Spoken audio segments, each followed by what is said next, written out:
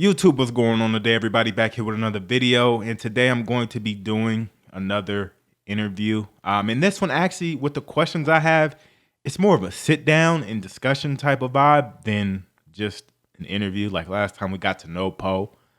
Hopefully that helped you understand where that guy, Poetic Justice or Poetic Drink to You. I don't know where he gets the name from, but where he came from. Today's guest, we kind of know a little bit more about him and what he's about. But you'll find out who it is and why. I guess it's kind of more of a discussion once he gets in. But I will see you guys when he gets in the building. All right, y'all. So he is in the building. So I'm gonna go ahead and let him introduce himself. Hey, what's going on, Juice? Excited to do this, by the way. What's up, everybody? This is Boxing Fanatico. Talk about boxing, talk primarily about boxing video games, and definitely about Esports Boxing Club. So if you want to get some Esports Boxing Club news, there's a lot of people you can go to, but Boxing Fanatico is one of them. Yes, sir. Definitely appreciate you taking your time out today and being here. We're just gonna go ahead and jump right into it. One thing that has been on my mind, now I know Boxing Fanatical would be like a boxing fan, but I said Boxing Fanatic would be a boxing fan, but Boxing Fanatical, where's the Fanatico come in at? Well, I mean, Fanatico is just kind of like a play on mixing both English and Spanish, because I'm Dominican. So Okay. I know a lot of people don't know. But because, it's just like an homage to my culture. Because I was born and raised in New York in the Bronx. We can tell. Yeah, I got the accent. So, it's one of those things, just an homage to my culture. My father loves boxing. So when I first made Boxing Fanatico, it wasn't a big channel. Like nobody really watched it, but in a way I made it for him, like, Oh, wow. because it's a way for us to communicate, to connect. And I moved to Florida. He was still living in the Bronx. So, and this was like 5 years ago or something like that. And he's the guy that got me into boxing when I was a little kid. So when I made it, it was like, oh, look, Dad, I'm gonna do some videos on talking about boxing, talking about like history of boxing, like things that people don't know, little segments, and I'm gonna talk news. And he was super excited.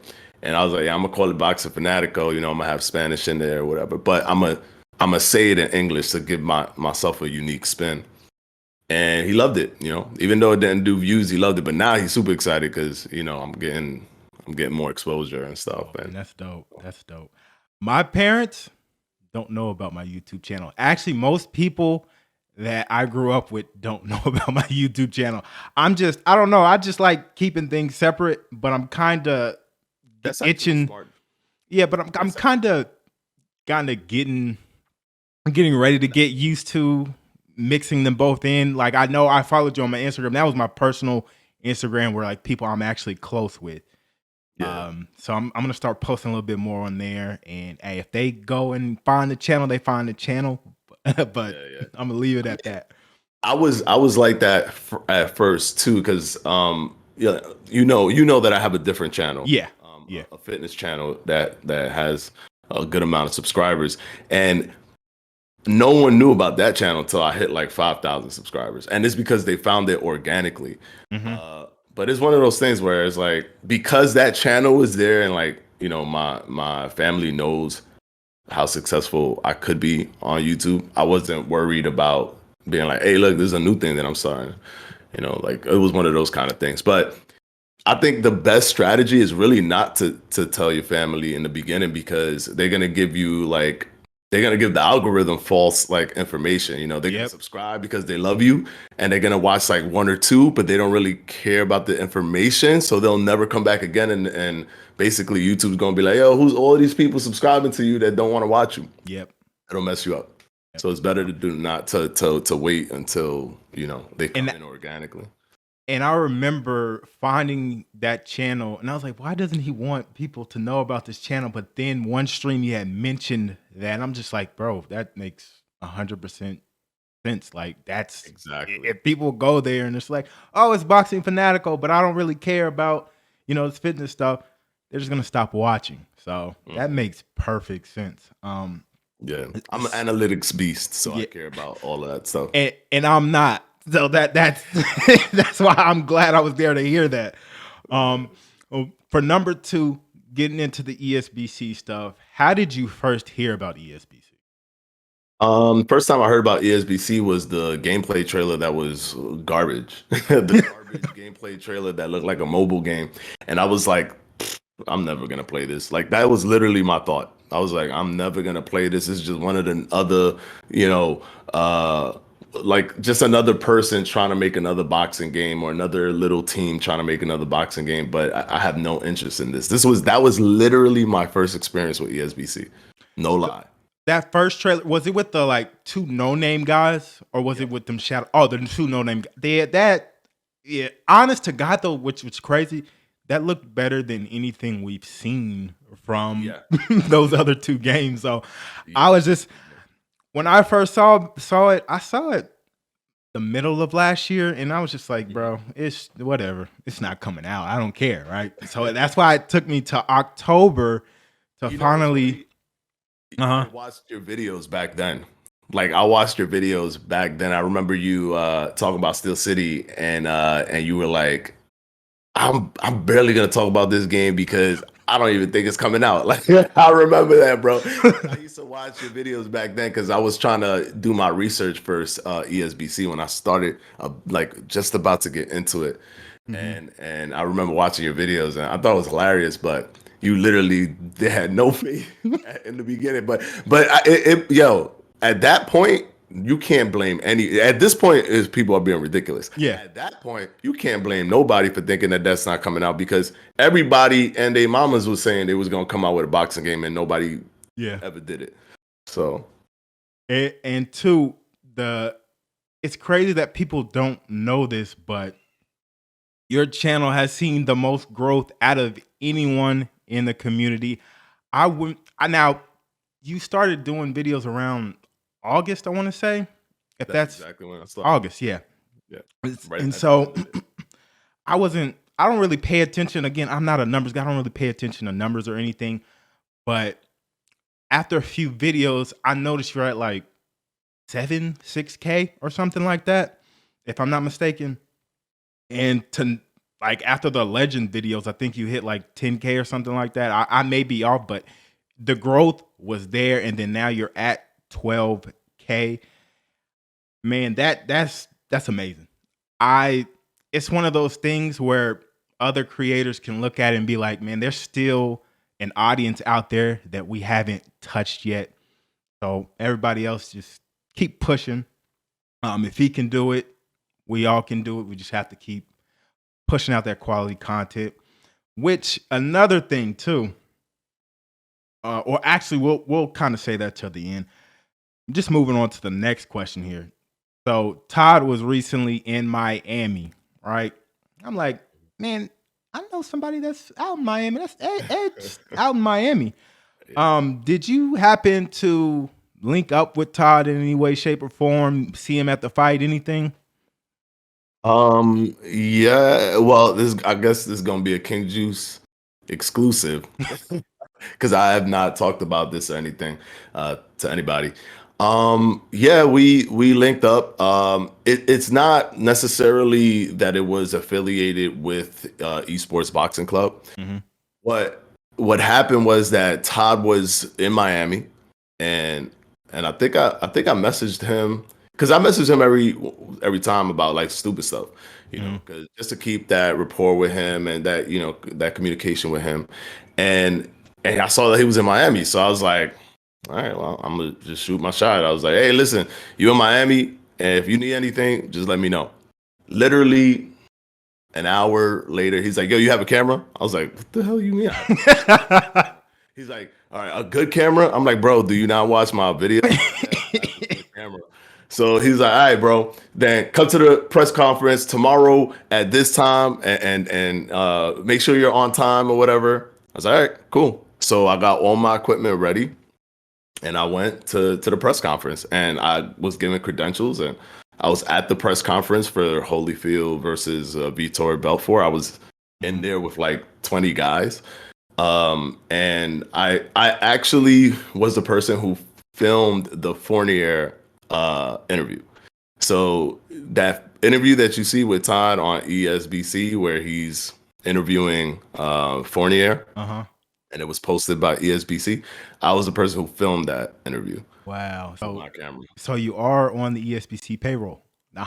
No. It was like I said, it was unaffiliated. It was really like an opportunity moment. Todd needed a cameraman. He didn't have a cameraman, and he said he figured that this was the best time to interview Fournier because they were gonna release that he was in the game. So he asked me to be the cameraman, and I was like, heck yeah. But then kudos to Todd because he did one more better than that, and he got me and my wife and two of my friends ringside seats at the fight. Yeah. So we was at the fight. I was sitting right next to Tommy Hearns. Literally, like he was to my right.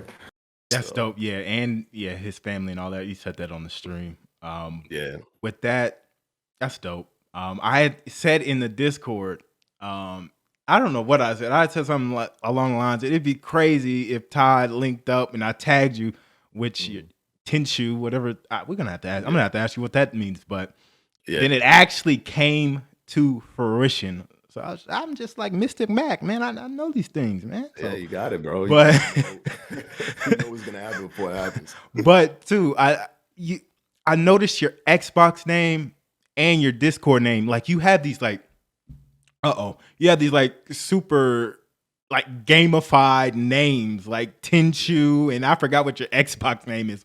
Where do those come from? I mean, believe it or not, I used to play Halo a lot back in the days. So that's why. Wow. So if you look at like Ninja Infinity or whatever, that's like a Halo-ish name. And that was the name that I had back then. And I just never changed it because I'm lazy.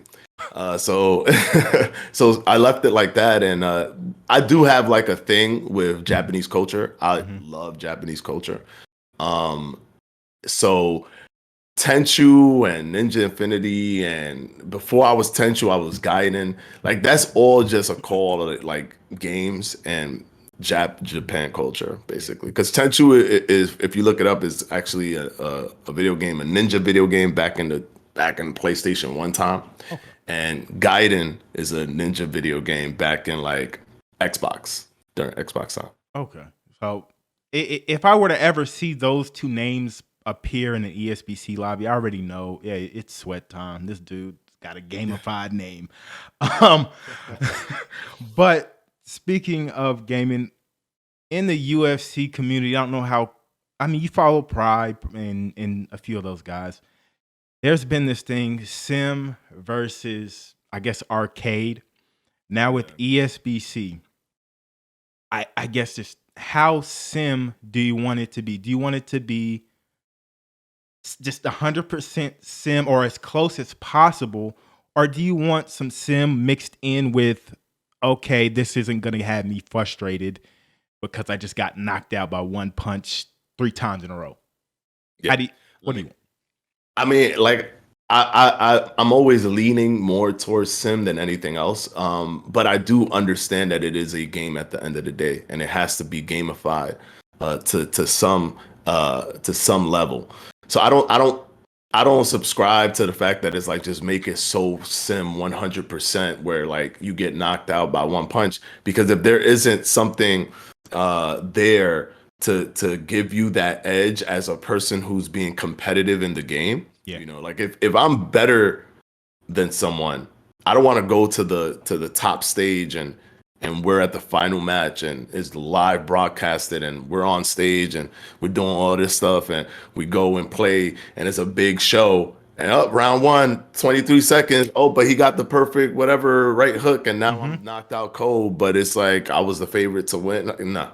Yep. I don't want that kind of like super hyper like realistic situation where it'll rob me of a win when it's skill based. I think that that's too much. Um, and but with that being said, I don't want it to be a 50-50 either. I don't want it to be sim and arcade. I want it to be as close to sim as possible with understanding the dynamics of competitive gameplay. And I think when you could put that together, then you can make the game where it meets that perfect balance. Oh, so with that too, I know we've never had just a completely sim sports game, but we have had some games, or at least shooters that have been close to sim. Excuse me. And those games just they don't have the player base, they don't have the viewership as a game like Call of Duty or Battlefield or Rainbow Six Siege, because people just don't find those games fun. Like, I'll hop on them from time to time, but I just don't enjoy those games like I would enjoy those other big franchises that aren't as crazy, simulated, army, one bullet, one shot, one kill type of game. So I feel like a lot of people, and I've even struggled going back and forth, like, yeah, I wanted 100% sim, but no, I kind of don't want it 100% sim.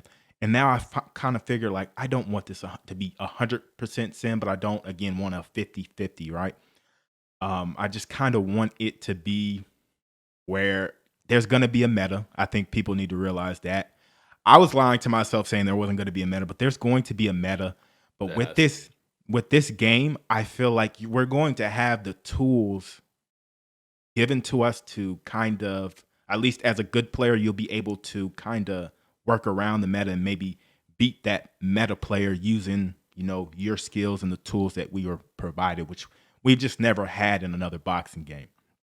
So I'm definitely not on that 100% sim, because it's just that if I'm getting knocked out 3 times, it's nothing off of one punch. There's nothing for me to learn, right? I just got the bad end of the stick, so I'm just getting off, right? And I feel like that's going to be a lot of people, right? They're just going to get off after that terrible run of games, of losing games like that, And then on the big stage as well, imagine losing out on money because someone just hit you once, right? And it's not even a round one thing. You're just beating him down in the 12th round. He catches you. That nah, bro. No, so we just kind of just, I don't know, semi-sim, 75, 85% sim would be fine. And the rest just kind of make it gamified. The only thing that I care about the most in terms of them going sim or full sim or having not being fully sim is that the only thing that they focus on when they kind of deviate from fully sim is to make sure that the competitive landscape, the competitive gaming, you don't rob. There isn't anything in there that can rob somebody who's actually besting someone else, or you can see that the person's better. Like, as long as they do that, I think that that'll be fine. Everything else could kind of be sim. So I don't know what that percentage would mean and what they would have to work around to make that happen, but that's just my take on it. And I feel like, I know he's not confirmed in the game, but if Deontay Wilder were to make it in this game, it's just heavyweight's just gonna be Wilder, because everybody's just going to be looking for that one punch, right?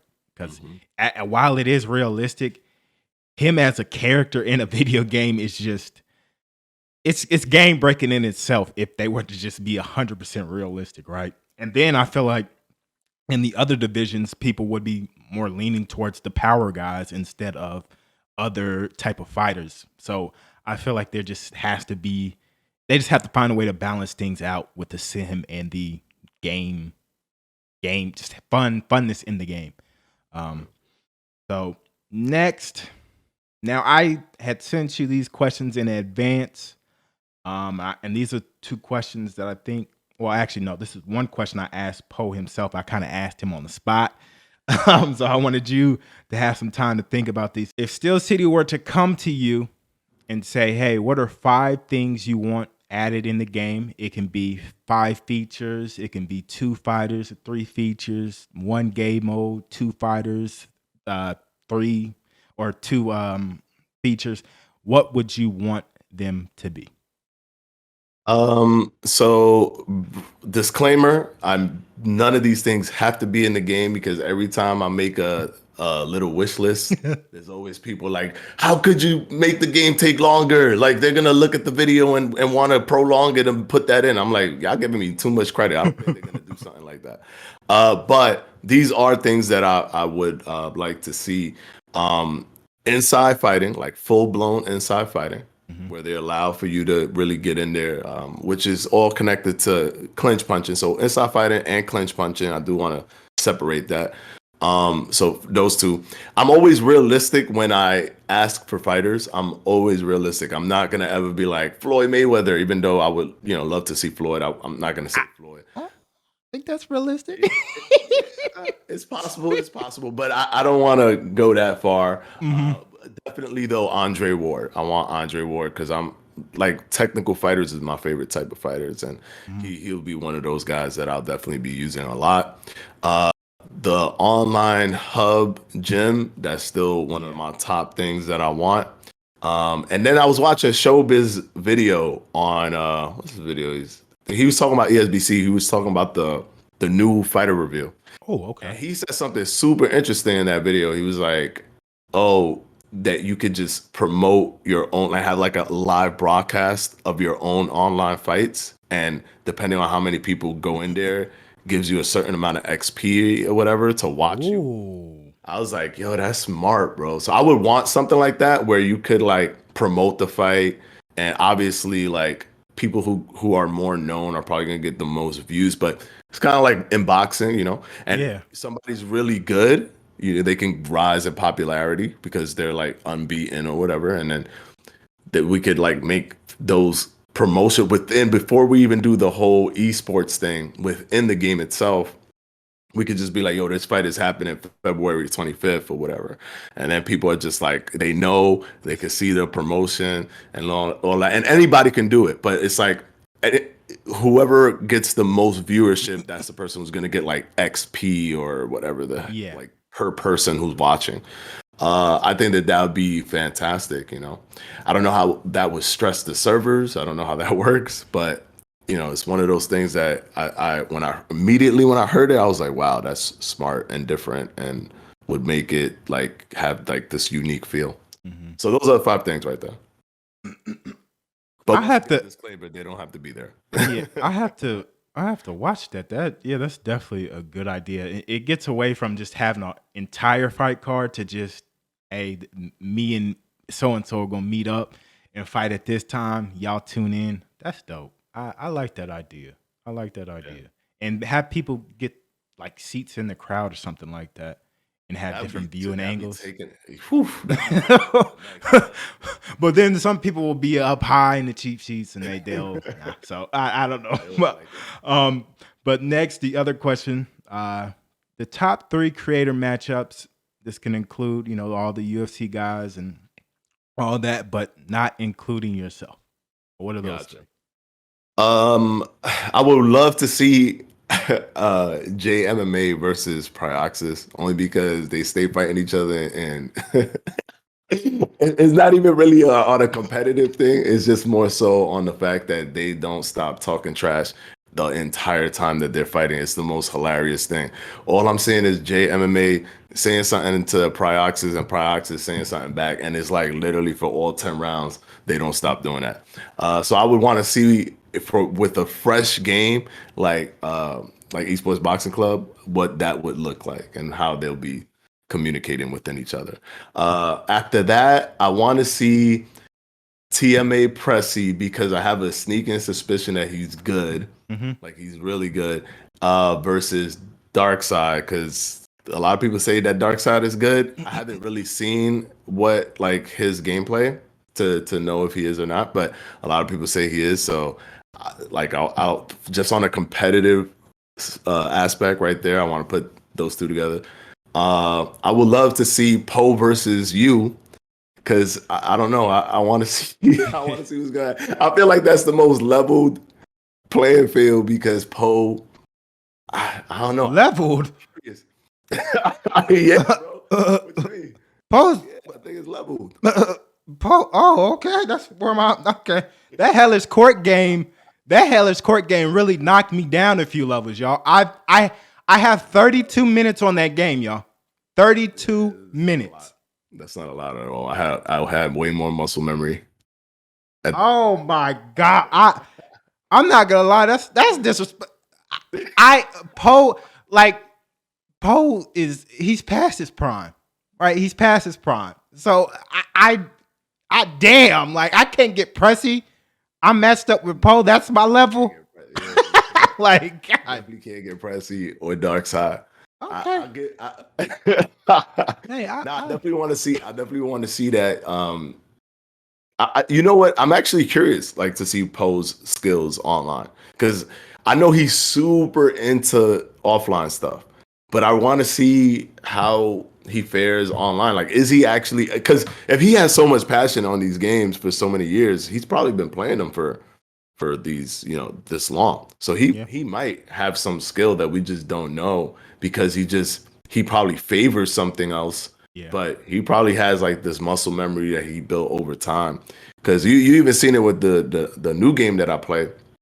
I could play like the top players in the world, and I still have like muscle memory that carries over from just constantly playing boxing video games all my life.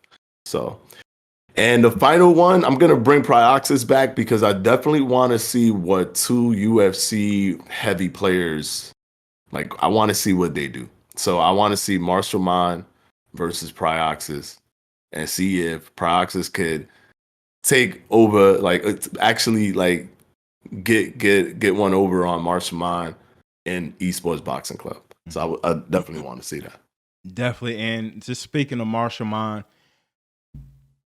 he's got to join the EBL. I said ELB. The EBL, and we got to get that Fanatico versus Marshall Mann going. Gang warfare.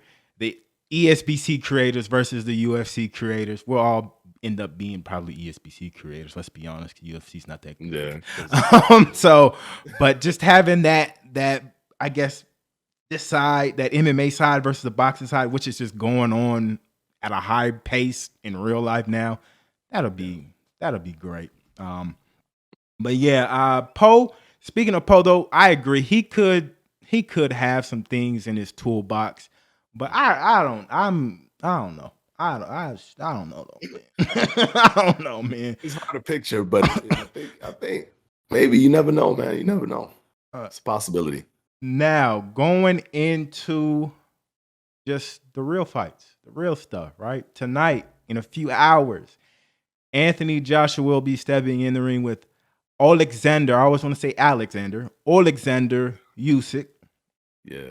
2 Olympic gold medalists. Who do you have bringing it out tonight? And how do you have them winning? I have Anthony Joshua winning this.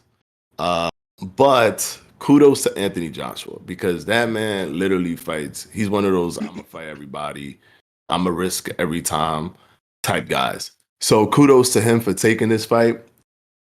Usyk is way smaller, but I'm one of those people that I don't weigh that so much. I feel like people weigh that way too much. Like, oh my God, he's gonna lose because he's obviously smaller, or of course he's fighting him because he's smaller. Like, I don't weigh that so much. Like, Canelo had like near 20 pounds on Mayweather when they fought. Like, to me, skills pays the bills. And Usyk, he got skills. Joshua, he got some skills, but he don't got the Usyk type skill. Yeah. So I think that that's going to keep Usyk in the game. And I think that I honestly, truly believe that this is a 50-50 fight. But I think that the chip is a little bit on Anthony Joshua's shoulders more than it is on Usyk, or the pressure is more on Anthony Joshua than Usyk. So I think that pressure, he's shown that he's been able to overcome that and push through and come out victorious. So I think that Anthony Joshua is going to win. And I think he's probably going to win by TKO in the 9th. Ooh, okay. Yeah. So with this one, I just chalked it up as a great big guy is going to beat a great little guy. Mm-hmm. But I just, that's not enough, right? We'll find out really early in this fight on whether Anthony Joshua is going to win or if Alexander Usyk can win.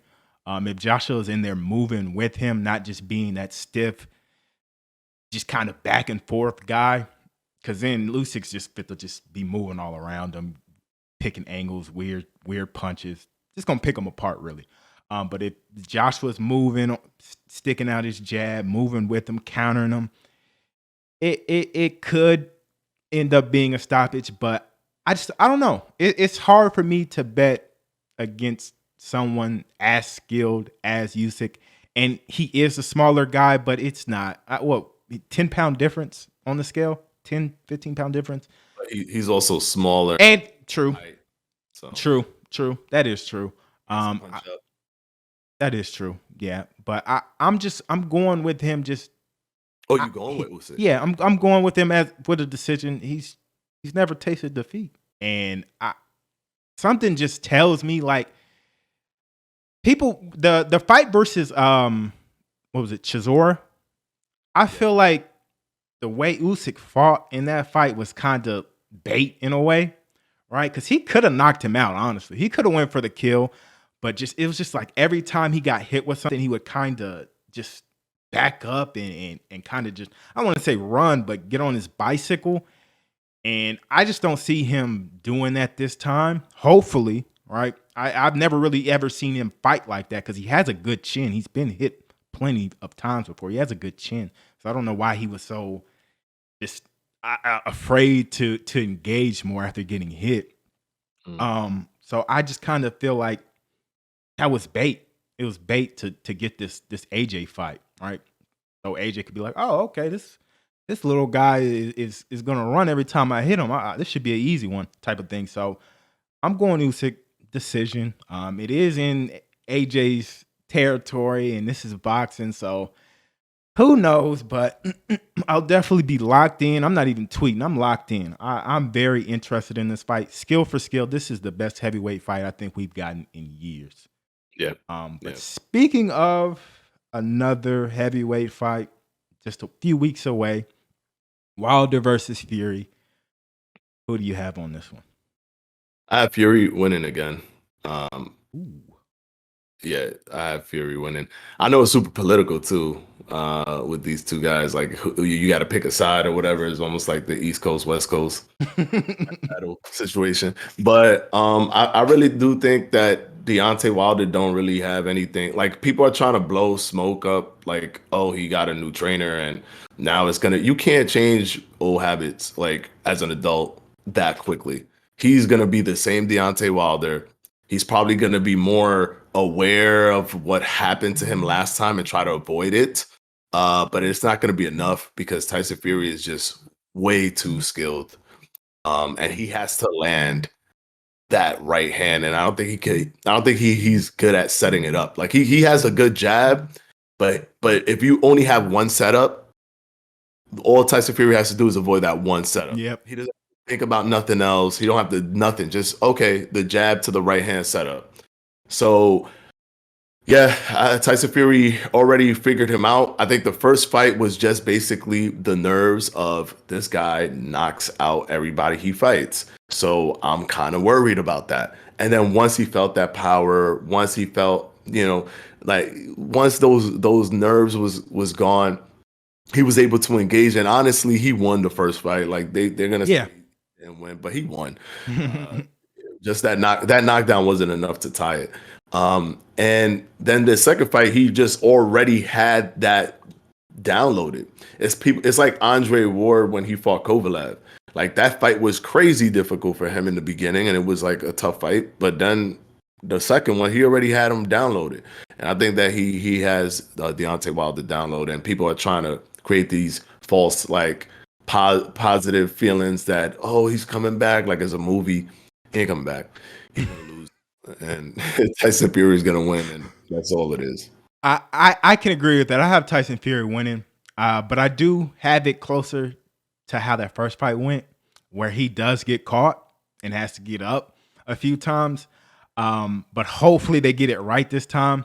And I recently rewatched the second fight, and Wilder, his legs were genuinely gone from start to finish. Like that, it was really weird and almost like his legs to me were gone when he got rocked. that first hit, that's when his legs was gone. Like that's when he couldn't stand. Before that, he was normal.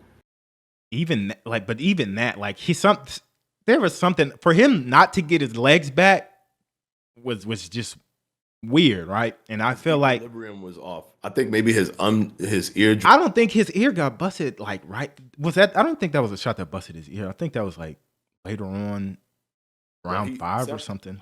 Something was wrong, and I think it was his ear because your ears is what gives you balance. So I think that something happened and his eardrum popped, and he just was completely out of balance the entire time. I think that's what it is. I'm gonna have to rewatch that again then, because from what I noticed from like what a point around 1 on, his legs were just not there. And I feel like his legs will be there this time. Right. A lot of people are blowing like, bro, Wilder. I saw him doing some body shots and his head was all the way looking down. I was just like, oh my God. Why are people hyping this up? Why are people hyping this up, man? As soon as he gets punched in there, it's Wilder. He's gonna be right back. Whatever he's learned is going out the window. Now if he does use his jab more, I feel like that could lead to more opportunities for him to land that right hand. But as you said, that's one thing. That's one setup. If he goes to the body, hopefully he's not throwing the body shots how he's throwing them on the pads. But if he goes to the body, I don't know. But again, I'm going to lean with Fury only because if Usyk wins or if AJ wins, I feel like we can get that unification fight with Fury just a whole lot easier. And I want a unified world heavyweight champion more than, I guess, anything at this point. I would just want a guy to look at that we know is the baddest man on the planet, pretty much. Undisputed. So, but the thing is, too, it's more interesting for Tyson Fury to fight Anthony. Oh, yeah. Anyways, because we already know that there's too many holes in Deontay Wilder's game, and he has that eraser punch. Yep. It's like, do I want to see a guy with an eraser punch fight somebody? Like, I'd rather see somebody where it's like you really don't know what's gonna happen, who's gonna win. And I think that only happens really with Tyson Fury because Tyson Fury beat Wilder in my eyes both times. Twice. It's like whatever. Mm-hmm. But with Anthony Joshua, he has the one loss that he avenged, so basically he cleaned that up. So it's like I'd rather see that, man. I'd rather see that. And I feel like for you, Usyk versus Fury would be so enjoyable because I know you like the skills. I know you like footwork and things like that. Yep. So I want that. Now, Usyk ain't beaten that one. I couldn't even give him a chance in that matchup. Right? We've seen AJ be just a stiff guy, so that's why I'm kind of leaning Usyk. But even Wilder, I feel like because Usyk's gonna get hit. He's slick, but he does get hit. Even Wilder, I feel like would wash him. I feel like AJ's the only like top 3 guy that he has a chance against. But regardless, Fury needs to come out with the win so we can get a unified heavyweight champion with really just no issues. Hopefully doesn't fake some injury or something. That Fury team after this whole just debacle has just I don't know, man. Him, his dad, they're just weird to me, man. I don't know. But that is all the questions I have for you, man. I just want to say this though, man. Keep doing your thing. Keep, making those edits. I definitely pay attention to every little thing that you do in your videos, man. From cuts to I don't even know the right terminology, right? From you talking and then there being gameplay on the screen. C cuts, I think they're called, or something like that. But all those little jump cuts, some things like that. I'm noticing I'm picking up, right? And I'm trying to, add things to my game just based off of what you're doing. It's great to have you in the community because you are bringing, at least for me, bringing the best out of me because I'm trying to, keep up. You got the most subs, you got the biggest audience. So I'm like, okay, let me see what this guy's doing so I can kind of bring that to my game and do my own thing. And even with the round table, for you to ask me to, be on, I was like, just kind of how this interview kind of went. There's been some things going on. I'm gonna cut them out so people won't know. But like when we had Dark Side on the episode before, man, it went terrible. We went from Discord to Skype to Zoom back to Discord. Now it's just like, guys, he wants to be on, but this guy is known for quality. If we don't step up, I don't want to tell him no. So I had to ask them and get with them. We had a whole discussion about just like how we're going to do things from that point on, and we're just going to keep getting better with that as well. So you're just bringing the best out of people in the community. So just keep that going, because we on your tail, man. Nah, but that's when everybody grows, that's way more eyeballs, way more momentum for the game itself, which means that individually everybody's gonna benefit off of that, because that's gonna be more people interested in my video, more people interested in your video. So I want people to grow. Like there could be misconceptions out there that, oh, I don't want people to. I want people to grow. That's the reason why I got on your round table. The round table, because I just liked it. It looked fun. I watched all of them, and then I'm like, well, if I'm on it, I kill two birds with one stone. I get to talk with them, chat with them, and it gets put out, and it helps. It brings notoriety to them, So that's the reason why I do it. It's not really so much that it's benefiting me directly, but it is benefiting the community, and that has like a residual effect that can benefit me. But really it's just to make everything grow and make the game be successful. Yeah.